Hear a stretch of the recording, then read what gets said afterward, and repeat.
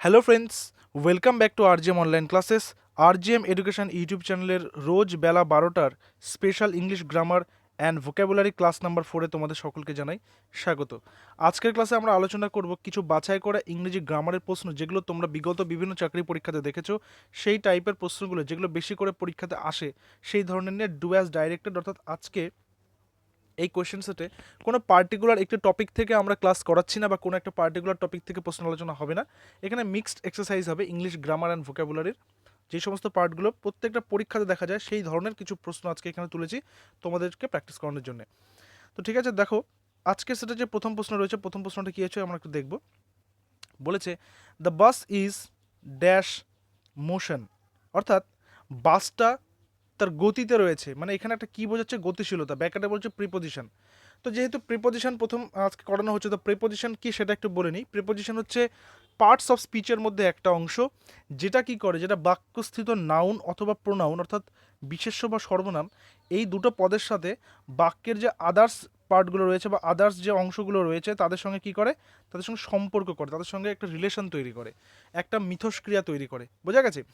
তো আমরা যে দেখবো আজকে এখানে এখানে আমাদের বাক্যে নাউন রয়েছে দ্য বাস, তাহলে এই বাসের সাথে কি বাকি পার্টগুলোর কি করবে, সম্পর্ক করবে প্রিপোজিশন। অপশনসগুলো দেখো কি বসবে এখানে। The bus is dash motion, in, on, at নাকি ইনটু। সবার আগে আমাদেরকে অ্যাকশনটা বুঝতে হবে। এখানে অ্যাকশনটা কি, মানে বাসটা কি অবস্থায় রয়েছে।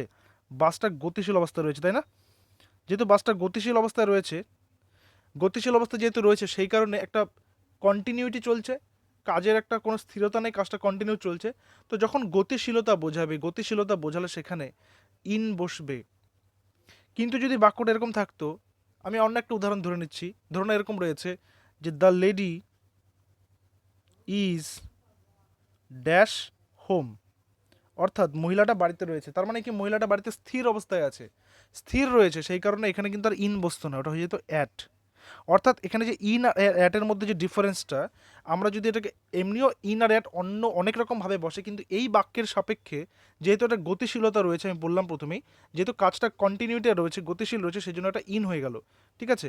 কিন্তু এই ক্ষেত্রে যখন মহিলাটাকে বলা হচ্ছে বাড়িতে, মহিলাটা কিভাবে রয়েছে, তিনি স্থির রয়েছেন, বাড়িতে একটা জায়গায় রয়েছেন, তখন সেখানে এটা অ্যাট হয়ে যাচ্ছে। অর্থাৎ গতিশীল থাকলে ইন বসবে এবং স্থির থাকলে অ্যাট বসবে।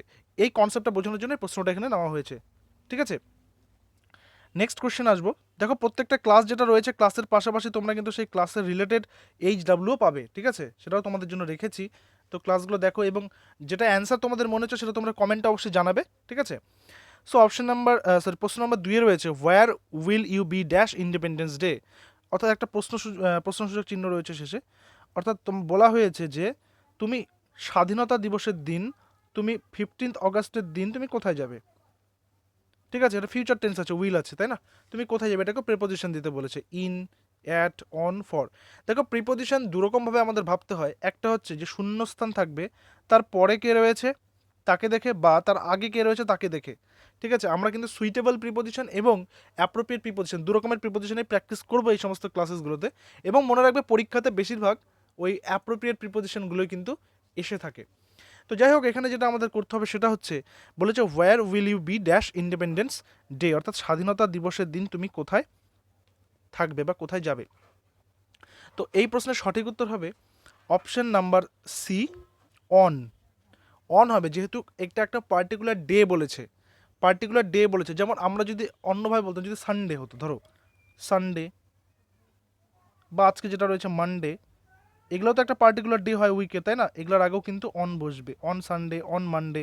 ঠিক আছে, কোনো রকম ডে বোঝালে, Sunday, Monday, Tuesday, Wednesday, Thursday, Friday, Saturday, independence day, ঠিক আছে, রিপাবলিকান ডে, তাহলে সবসময় অন বসবে। আবার মনে করো কোনো একটা পার্টিকুলার ডেট বলছে, যেরকম ধরে নাও যে আজকে যদি আমি তারিখটা বলি, আজকে কত তারিখ, 28, 28 কী আছে, এটা জুন, তাহলে এটার আগেও কিন্তু অন বসবে, অন 28 জুন, যে কোনো একটা পার্টিকুলার তারিখের আগে। কিন্তু যদি দিনের কোনো একটা সময়কে বলি আমি, ধরুন সকাল 10টা, এখন কটা বাজছে, 12টা বাজছে, তাহলে অ্যাট 12 o'clock, ঠিক আছে, বা মনে করো 10টা বাজছে, অ্যাট 10 AM, তখন টাইমের ক্ষেত্রে আবার অ্যাট বসছে। এবার মনে করো যে আমরা দিনে যে খাবারগুলো গ্রহণ করি, ব্রেকফাস্ট, লাঞ্চ, তারপর কি টিফিন, ডিনার, সাপার, এগুলো কি, এগুলোর আগেও কিন্তু সবসময় অ্যাট বসবে। আমি ধরুন লাঞ্চ দিচ্ছি, তাহলে অ্যাট লাঞ্চ। তো এই রকম আমরা কিন্তু ব্যবহার করব অনের সাথে, অন করব, অন অ্যাড করব, ইন করব, ফর করব। দেখো এখানে একটা প্রশ্নে প্র্যাকটিস করার পাশাপাশি তোমরা যখন সেটার ভ্যারাইটিগুলো জানতে পারবে তখন এগুলো বেশি তোমাদের মনোযোগ বা মনে থাকবে, ঠিক আছে? তাহলে এখানে আমাদের উত্তরটা হয়ে যাচ্ছে অন, যেহেতু এখানে একটা পার্টিকুলার ডে বলেছে, যে কোনো রকমের ডে থাকলে তার আগে অন বসবে। ওকে, চলে যাব নেক্সট প্রশ্নে। নেক্সট প্রশ্নে আরও একটা রয়েছে প্রিপোজিশন, বলেছে he is angry dash your way of questioning, অর্থাৎ তুমি যেভাবে প্রশ্ন করছো তোমার প্রশ্ন করার ধরন দেখে সে রেগে গেছে। তাহলে এখানে কি হবে? অ্যাট, উইথ, ফর নাকি ইন? সঠিক উত্তর কি হবে এই প্রশ্নের? এই প্রশ্নের সঠিক উত্তর হবে অপশন নাম্বারে অ্যাট। কেন অ্যাট? তোমরা অনেকেই দেখতে পাচ্ছি যে ইয়ে করছো, উইথ করছো, ঠিক আছে? দেখো এখানে উইথ কেন হবে না, অ্যাট কেন হবে সেটাও বলে দিচ্ছি। অ্যাংরির পর যদি কোনো বস্তু থাকে, অ্যাংরির পর যদি কোনো বস্তু থাকে, বস্তু বা যে কোনো থিং যদি থাকে, থিংস, মনে করো থিংস রয়েছে, থিংস রয়েছে, তাহলে তার আগে অ্যাট বসবে, ঠিক আছে? যদি কোনো মানুষ থাকে, অ্যাংরির পর যদি কোনো মানুষ থাকে তাহলে উইথ বসবে। আমি এখানে এখানে পার্সন লিখে রাখছি। তার মানে এখানে উইথ কেন বসলো না, কারণ এখানে কিন্তু একটা থিংস রয়েছে, মানে একটা কোশ্চেন করার ধরনটার কথা বলছে, কোনো মানুষের কথা কিন্তু এখানে বলেনি। যদি মানুষ থাকতো যে I am angry with you, আমি তোমার উপরে রেগে গেছি, তখন পার্টিকুলার মানুষ বলছে। আমি তার উপরে রেগে গেছি, I am angry with him. যখন ডিরেক্টলি কোনো পার্সনের কথা বলবে তখন অ্যাংরির পরে উইথ বসবে, কিন্তু যদি পার্সন না থাকে সেখানে, সেখানে যদি মানুষ না থাকে তাহলে তার আগে অ্যাট বসবে যদি থিংস থাকে। আরও একটা হয়, সেটা হচ্ছে যে কোনো অ্যাকশন বোঝালে, যে কোনো অ্যাকশন বা কার্য যদি বোঝায়, এই যেটা যেটা এরকম হচ্ছে অ্যাকশন রয়েছে এখানে, তার আগেও অ্যাট বসবে যদি এটা অ্যাকশন থাকে। আমি এখানে অ্যাকশন লিখে রাখছি, তোমরা কাইন্ডলি কপিতে এগুলো লিখে রেখো, এগুলো তোমাদের অবশ্যই কাজে দেবে, ঠিক আছে? তো এগুলো তোমরা কপিতে লিখে রাখলে তোমরা নিয়ম করে সেগুলো দেখতে পারবে। যাই হোক, তো এখানে যে কোনো জিনিস থাকলে, থিংস থাকলে অ্যাড বসবে। এটা যেরকম একটা অ্যাকশন রয়েছে সেটার আগে কিন্তু অ্যাড বসে, কিন্তু যদি মানুষের নাম থাকে, কোনো মানুষকে ডিরেক্টলি ডিনোট করে, তাহলে শুধুমাত্র অ্যাংরির পরে উইথ বসবে, ঠিক আছে? এটাকে বলা হচ্ছে অ্যাপ্রোপ্রিয়েট প্রিপোজিশন, আগের কোশ্চেনে যেটা বলেছি। নেক্সট কোশ্চেনে যাব, এটা হচ্ছে লাস্ট প্রিপোজিশন আমাদের, এরপর আমরা নেক্সট অন্যান্য টপিকে যাব। সো কোয়েশ্চেন নাম্বার 4-এ বলেছে আই বেগড। বেগ মানে কি? বেগ মানে হচ্ছে ভিক্ষা করা, তাই তো? বেগ মানে ভিক্ষা করা বা করুণভাবে কোনো কিছু চাওয়া, এই সমস্ত। I begged dash him to give me some time to pay, অর্থাৎ আমি তার কাছে ভিক্ষা করছি, আমি তাকে রিকোয়েস্ট করছি, পোলাইট রিকোয়েস্ট করছি, প্লিড করছি যাতে সে কিছুটা সময় আমাকে দেয়, টাইম টু পে ব্যাক, ঠিক আছে?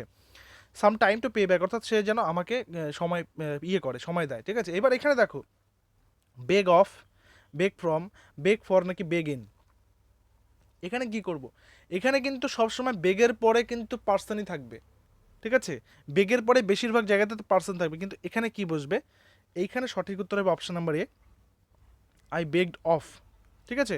I beg of him to give me some time to pay. যখন দেখবে বেগের পরে, অর্থাৎ শূন্যস্থানের পরে যখন কোনো প্রোনাউন থাকবে বা পজিটিভ প্রোনাউন থাকবে, কোনো পজিটিভ প্রোনাউন থাকবে বা পার্সোনাল প্রোনাউন থাকবে, পজিটিভ নয় পার্সোনাল প্রোনাউন থাকবে, তখন সেক্ষেত্রে কিন্তু তোমাদেরকে অফ করতে হবে, ঠিক আছে? নেক্সট আসবো নাম্বার 5, একটা আর্টিকেল দিয়েছে। দেখো আর্টিকেল থাকেই, পরীক্ষাতে আর্টিকেল একটা থাকেই, প্রিপোজিশনও থাকেই। তো বলছে she can play dash tabla, dash tabla, অর্থাৎ তবলাটা কি? তবলাটা হচ্ছে একটা মিউজিক্যাল ইনস্ট্রুমেন্ট, তাই না?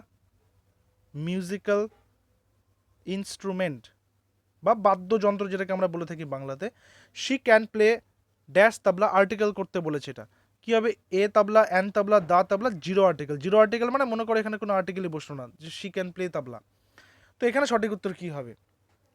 তো দেখো এই প্রশ্নের সঠিক উত্তর হবে যখনই কোনো রকম কোনো মিউজিক্যাল ইনস্ট্রুমেন্টের কথা বলবে, যে সে এটা বাজাতে পারে, ওটা বাজাতে পারে, সে পিয়ানো বাজাতে পারে, সে গিটার বাজাতে পারে, আরও অনেক রকমের মিউজিক্যাল ইনস্ট্রুমেন্টস রয়েছে। যখনই কোনো রকম কোনো মিউজিক্যাল ইনস্ট্রুমেন্টস থাকবে তখন তার আগে সবসময় দা বসবে, ডেফিনিট আর্টিকেল বসবে, ঠিক আছে? যে কোনো মিউজিক্যাল ইনস্ট্রুমেন্টের আগে ডেফিনিট আর্টিকেল বসবে, যেমন শি ক্যান প্লে দা তবলা, এখানে তাহলে দা হয়ে যাবে সঠিক উত্তর। নেক্সট আসবো, নেক্সট আরও একটা আর্টিকেল রয়েছে, তারপর আমরা আবার নতুন টপিকে যাব গ্রামারের। He is dash stronger of the two, he is dash stronger. এখানে দেখো তো স্ট্রঙ্গার কি আছে? আমরা যদি ডিগ্রি করি বা অ্যাডজেক্টিভ করি তাহলে কি হচ্ছে? স্ট্রং, স্ট্রঙ্গার, আর একটা কি? স্ট্রংগেস্ট, একদম স্ট্রংগেস্ট। অর্থাৎ এটা হচ্ছে পজিটিভ, এটা হচ্ছে কম্পারেটিভ, এটা হচ্ছে সুপারলেটিভ, তাই না? তাহলে এখানে দুজনের কথা যেহেতু বলেছে অফ দ্য টু, অর্থাৎ এখানে কম্পারেটিভকে ডিনোট করছে। কম্পারেটিভ মানে কম্প্যারিজন, কম্পেয়ার করা, তুলনা করা, দুজনের মধ্যে তুলনা করা, কে বেশি কে কম, সেটা বিভিন্ন রকম পেরিমিটারে হতে পারে, বাট তুলনা করা দুজনের মধ্যে। তাহলে এখানে একটা জিনিস তোমরা দেখো, আর্টিকেল যেহেতু তিনটাই রয়েছে তো এই জন্য তিনটা অপশন এখানে দেওয়া হয়েছে। He is dash stronger of the two, অর্থাৎ সে দুজনের মধ্যে শক্তিমান। এইবার আমরা তো জানি যে দ্য যেটা আর্টিকেল রয়েছে সেটা সবসময় সুপারলেটিভের সাথেই বসে, যেমন হি is the strongest, he is the greatest, she is the brightest, I am the tallest. তো এই যে সমস্ত সুপারলেটিভের আগে দা বসছে, কিন্তু এইখানে তো কম্পারেটিভ বলছে, তবুও এখানে দা বসবে, তবুও এখানে দা বসবে, অর্থাৎ he is the stronger of the two. কেন এখানে দা কেন বসছে? কারণ এটা তো কম্পারেটিভ, তবু দা কেন বসছে? তার কারণ হচ্ছে এখানে দুজনের, এখানে তুলনার বিষয় হচ্ছে দুজন, তার মধ্যে সব থেকে শক্তিমান হচ্ছে একজন রয়েছে, সে, এই ছেলেটি বা হি, ঠিক আছে? সেই কারণে এখানে কিন্তু দা বসলো, he is the stronger of the two, অর্থাৎ দুজনের মধ্যে এখানে তুলনা যেহেতু চলছে এবং দুজনের মধ্যে যে আলটিমেট স্ট্রংগেস্ট পারসন সেটা হচ্ছে হি। বোঝা গেছে? আচ্ছা, এখানে দ্য আর দি, আমি যদি এরকম উচ্চারণ করি দ্য, আরেকটা হচ্ছে ধরো দি, দ্য আর দি, এই দুটোর মধ্যে উচ্চারণের আমরা উচ্চারণ দুরকমভাবে কেন করি, কখন করি? টিএইচ দ্য, এটা তো একটা আর্টিকেল, এটাকে আমরা দা বলছি বা দি বলছি। দা আমরা বলবো যখন এই টিএইচ দ্য এর পরে কোনো কনসোনেন্ট সাউন্ড থাকবে, তখন হবে দ্য। কিন্তু যদি টিএইচ দ্য এর পরে যদি ভাওয়েল সাউন্ড থাকে তাহলে হবে দি, ঠিক আছে?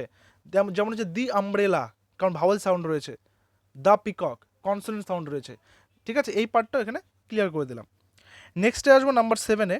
নাম্বার 7-এ বলেছে আই ডিসলাইক, আমি অপছন্দ করি। দেখো, কমন এরার্স কিন্তু তোমরা প্রতিদিন প্র্যাকটিসে পাবে এখানে। কমন এরার্স এমন একটা জায়গা যেখানে ভুল খুঁজে আমাদেরকে অ্যান্সার করতে হবে, প্রত্যেকটা পরীক্ষাতে থাকে। তোমরা দেখেছো 2017 গ্রুপ সি গ্রুপ ডি পরীক্ষাতেও কিন্তু ছিল, সরি গ্রুপ ডিতে তো ইংরেজি থাকে না, গ্রুপ সিতে ছিল, এবং অন্যান্য যে কোনো চাকরি পরীক্ষাতে যেখানে ইংরেজি আছে সেখানে কমন এরার্স থাকবেই। এখানে বলেছে I dislike my child watching TV no error, অর্থাৎ আমি আমার বাচ্চাকে পছন্দ করি না যে সে টিভি দেখুক। হ্যাঁ, তার টিভি দেখা মানে ব্যাপারটা আমি পছন্দ করি। যেমন আজকালকার বাচ্চারা ধরো মোবাইলে গেম খেলা নিয়ে ব্যস্ত, টিভি দেখা নিয়ে ব্যস্ত, আর 1-1.5 বছর ধরে স্কুলও বন্ধ, তাদের বাচ্চারাও মনে করো ডিস্ট্র্যাক্ট হচ্ছে, ঠিক আছে? তো এই যে এই ব্যাপারটা মনে করো কোনো একটা গার্জিয়ানের এটা একটা দুঃখ প্রকাশ করেছে, I dislike my child watching TV. তো এখানে ভুলটা কোথায় আছে তোমাদেরকে বের করতে হবে। সবার প্রথমে দেখো টেন্স আমরা দেখব, আই ডিসলাইক আছে এখানে, মানে প্রেজেন্ট টেন্সে আছে, ঠিক আছে? আর বাক্যে আর কোনো ভার্ব আছে নেই, এটা হচ্ছে ভার্বের সঙ্গে আইএনজি করেছে, এটা একটা জিরান্ড, ঠিক আছে? জিরান্ড আর পার্টিসিপেলের মধ্যে যে পার্থক্য সেটা আমাদের চ্যানেলে রয়েছে। তোমরা যদি এই পার্টটা না এখনও জেনে থাকো তাহলে অবশ্যই ইউটিউবে গিয়ে সার্চ করো জিরান্ড অ্যান্ড পার্টিসিপেল, তার সাথে আমাদের চ্যানেলের নামটা লিখে দেবে, আর জেম এডুকেশন, ভিডিওটা চলে আসবে, 6 মিনিটের একটা ভিডিও আছে, কমপ্লিটলি ওটা একদম বুঝে যাবে, ঠিক আছে? তোমরা কাইন্ডলি ওটা দেখে নিও।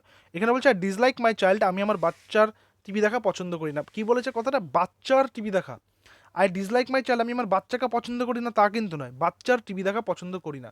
তো এখানে মনে রাখতে হবে যখন আমি জিরান্ড ইউজ করছি, জিরান্ড ইউজ করার ক্ষেত্রে আমার যে তার আগে যে আমি যে প্রোনাউনটা যে ইউজ করছি, যে নাউনটা ইউজ করছি মাই চাইল্ড, সেটা সবসময় পজেসিভ নাউন হবে। পজেসিভ, পজেসিভ নাউন কীভাবে বানায়? মনে করো রাম আছে, রামকে পজেসিভ কী করে বানাবো? রামস, ঠিক আছে? রহিম আছে, ধরো রহিমকে পজেসিভ কীভাবে বানাবো? Apostrophe S, Rahim's. তাহলে এখানে চাইল্ড আছে, চাইল্ডকে পজেসিভ কীভাবে বানাবো? চাইল্ডস, CHILD অ্যাপোস্ট্রফি এস, অর্থাৎ আমার বাচ্চার। I dislike my child's watching TV, অর্থাৎ আমি আমার বাচ্চার টিভি দেখা পছন্দ করি না। বোঝা গেছে? তাহলে এখানে অপশন নাম্বার বিতে রয়েছে আমাদের ভুল। চলে যাব নেক্সট প্রশ্নে। নেক্সট প্রশ্ন হচ্ছে it was evident to me that there was any mistake in that account, অর্থাৎ এটা আমার কাছে পরিষ্কার, ঠিক আছে? এটা আমার কাছে পরিষ্কার যে সেখানে কোনো একটা মিস্টেক তো আছেই। হ্যাঁ, এবার এখানে দেখো যে পার্টগুলো রয়েছে, ইট ওয়াজ আছে, পাস্ট টেন্স, তাই না? সবার আগে টেন্স দেখবো আমরা।